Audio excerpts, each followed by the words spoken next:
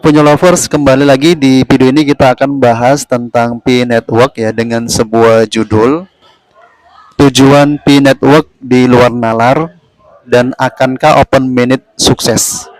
Tentu untuk bisa menjawab terkait dengan hal itu ada sebuah soalan yang akan disampaikan di video ini dan soalan tersebut memang masih mengganjal ya di hati apakah memang benar-benar bisa terpecahkan. Kalau memang bisa terpecahkan oleh Pin Network maka kita sudah sangat salut dan sangat luar biasa kita apresiasi sehingga memang dua soalan ini harus dijawab ya sehingga memang kita semua bisa berkeyakinan suksesnya Open Minute ke depan. Sebelumnya berbicara tentang project P Network ini sebenarnya ya ini merupakan project yang biasa ya di dalam sebuah project blockchain ataupun kripto ya di mana P Network ya secara alurnya itu pertama menggunakan airdrop ya membuat sebuah aplikasi pra mainnet rewardnya sebelum menambang benar-benar di mainnet ya menggunakan skema staking, maka Pi Network sudah membuat sebuah aplikasi pra mainnetnya untuk bisa mendapatkan koin Pi secara gratis berupa airdrop. Nah, artinya dengan memberikan sebuah airdrop ini itu merupakan sebuah project kripto ataupun blockchain yang memang ya biasa ya seperti itu memberikan sebuah airdrop di mana kita bisa lihat jadi white papernya. Nah, di sana sudah sangat jelas ya bagaimana tokenomiknya termasuk total supply dari Pi Network itu mencapai 100 miliaran. Kemudian juga core team itu mendapatkan berkisar 20 persenan atau mungkin ya 10 persenan. Kemudian juga nanti ada liquidity itu 5 miliaran. Kemudian juga nanti sisanya itu bisa ke publik itu secara tokenomik untuk pembagian-pembagian dari koinnya itu memang ya seperti biasa lah project-project blockchain ataupun project crypto yang lain. Kemudian juga menggunakan KYC. Nah, ini juga ya sama juga seperti project-project yang lain, dia menuntut untuk harus ya meluluskan atau memberikan sebuah identitas bagi sebut penggarap airdrop di mana mungkin ini supaya untuk mendapatkan koin P ini bisa secara adil, secara fair, di mana setiap orang harus menambang hanya satu aplikasi saja. Mungkin itulah salah satunya. Akan tetapi memang kami melihat ini agak ribet ya KYC di Finetcode ini. Bahkan ada kawan-kawan sebagai pionir juga sampai sekarang belum KYC.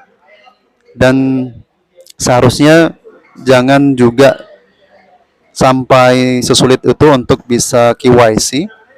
Karena jika hanya untuk bisa mengidentifikasi satu orang itu untuk bisa menambang satu aplikasi, maka wajah itu sudah cukup ya mewakili.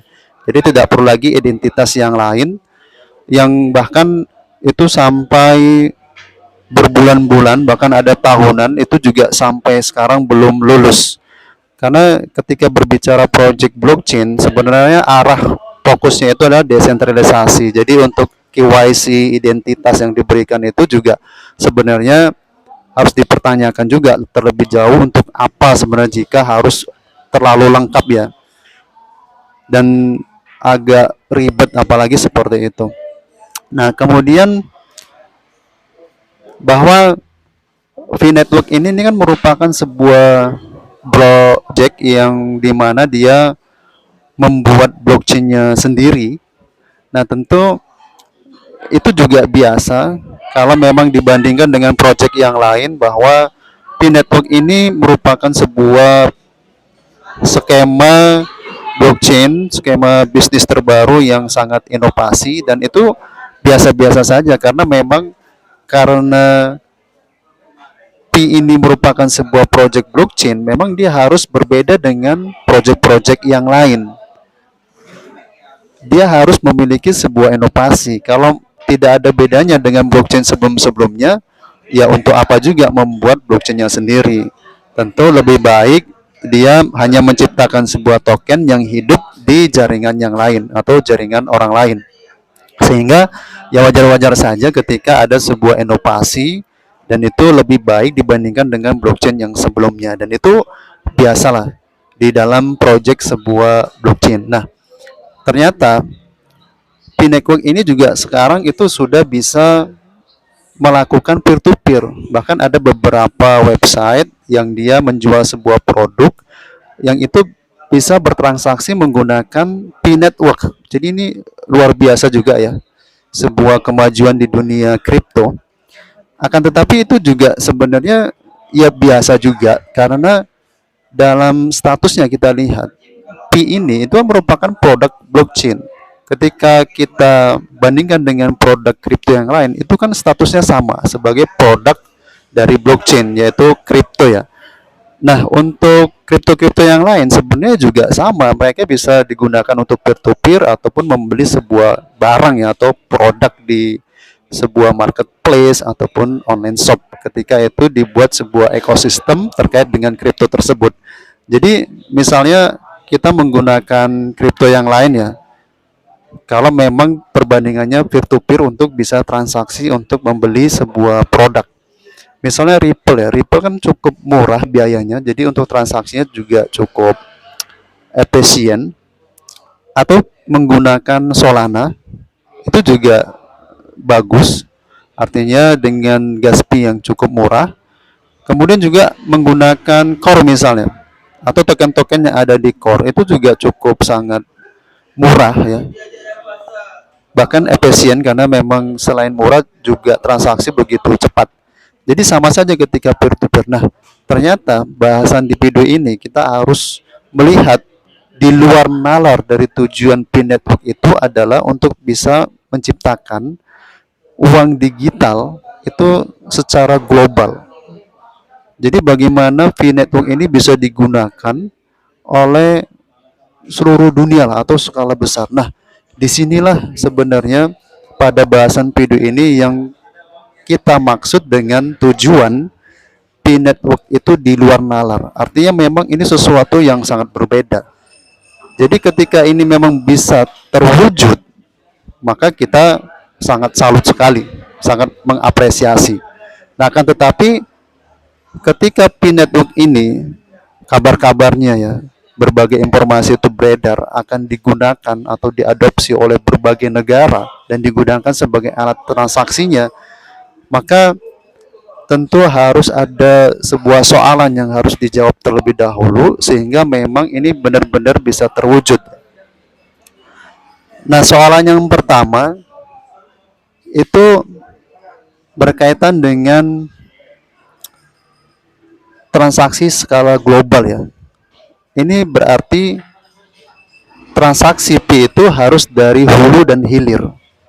Artinya dari pemilik P itu sendiri sampai ke seller, sampai ke supplier, bahkan ke pabrik ya atau manufacturingnya, itu berarti seluruhnya itu menggunakan transaksi dengan fee. Itu baru bisa dikatakan kesuksesan yang besar. Karena secara logika, misalnya sebuah contoh lah, ketika ada seorang pemilik itu membayar untuk sebuah produk dengan fee, maka seller kan mendapatkan fee sebagai pembayaran. Kemudian contohnya misalnya membeli sebuah laptop lah. Nah, kemudian si penjual ini dia menjual laptop kemudian mendapatkan fee. Kemudian selanjutnya dia ingin stok kembali ya sebuah laptop, di mana tentu harus ada supplier yang menerima fee untuk dia membeli laptop tersebut. Nah, kemudian selanjutnya misalnya harus ada sebuah pabrik ya, bagaimana penciptaan atau pembuatan dari laptop tersebut juga itu harus menerima fee dan seterusnya hingga sampai ke penyedia bahan baku. Jadi pabrik itu harus membeli bahan baku juga menggunakan fee. Ini baru bisa berjalan dengan baik. Kalau tidak, maka terputus. Ini yang jadi pertanyaan. Apakah fee tersebut akan ditukarkan ke core team atau bagaimana? Nah, kalau seperti itu ya sama saja seperti kripto-kripto yang lain. Tetapi ketika dari hulu ke hilir bisa menggunakan transaksi Pi, maka ini yang sangat luar biasa. Bagaimana Pi ini itu bisa menjadi sebuah solusi lah untuk secara global, bagaimana bisa dijadikan sebagai alat transaksi. Nah, tapi ini menjadi sebuah pertanyaan kembali, apakah memang bisa digunakan dari hulu ke hilir, jadi perputaran semua, baik dari bahan baku sampai ke pabrik, sampai ke agen-agennya, sampai ke penjualnya tadi, sampai ke pembeli, itu alurnya harus menggunakan Pi. Nah, itu baru bisa terjadi sebuah ekosistem di mana fee itu bisa mencapai tujuannya. Kemudian yang kedua itu berkaitan dengan regulasi. Nah, kita tahu bahwa setiap negara itu memiliki mata uangnya masing-masing. Dan kita tahu juga bahwa mata uang setiap negara itu merupakan simbol dari kedaulatan negara tersebut. Nah, misalnya Indonesia menggunakan dolar misalnya. Kemudian Amerika menggunakan dolar. Jadi apa bedanya antara Indonesia dengan Amerika? Ya orang pasti menganggap ya sama saja karena menggunakan mata uang yang sama.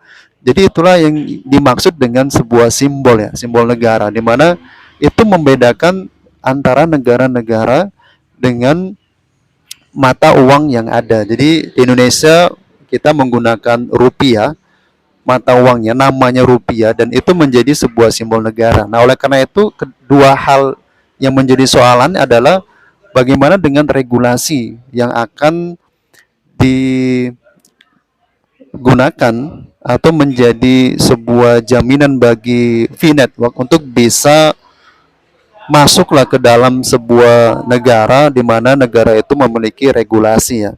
Nah, ini apakah bisa berjalan mulus atau menjadi sebuah pertentangan ya bagi negara-negara di mana negara itu sudah punya mata uang yang sah ya sebagai alat pembayaran, dan apakah Pi itu bisa mampu untuk menyaingi mata uang setiap negara, karena memang status hari ini sebuah kripto itu adalah sebuah aset ya, aset bukan alat tukar. Kalau misalnya aset itu ditukar dengan aset yang lain atau swap, itu tidak ada masalah, itu biasa-biasa saja, karena misalnya kita anggap kripto itu kan aset, kemudian ditukar dengan produk ya, produk juga aset ataupun sebuah barang ditukarkan, itu gak masalah. Tapi apakah tidak akan menjadi kendala ke depan ketika menjadi instrumen alat pembayaran, dan ini menjadi dua soalan yang harus dijawab oleh core team, yaitu bagaimana penggunaan dari Pi Network ini dari hulu ke hilir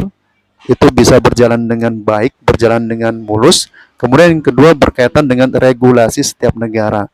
Nah, jangan sampai kedua soalan ini belum bisa terpecahkan sehingga open minute itu ditunda-tunda terus. Kemudian juga kita nggak tahu apakah memang bisa berhasil atau gagal ke depannya. Jadi penyu lovers bisa berkomentar atau menjawab soalan yang memang kami anggap bodoh soal hal tersebut, dan kami ingin tahu sekali apakah jawaban berkaitan dengan soalan tersebut. Salam penyu lovers.